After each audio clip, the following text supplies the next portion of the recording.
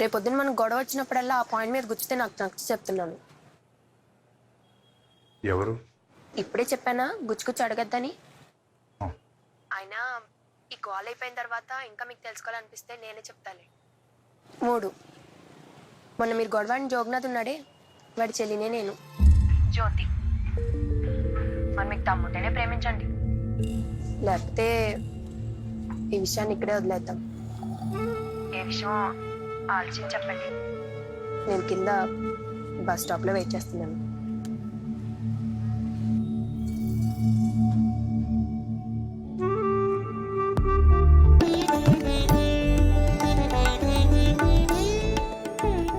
నీకు ఇష్టం లేకపోతే తీసేస్తాను. నేను ఆలోచించేది ఏంటంటే అప్పుడు నా ఫోటో కింద వారాలేదు. ఇప్పుడైతే నీది కూడా ఇలాగే వస్తుంది. అనియా చెప్పరా.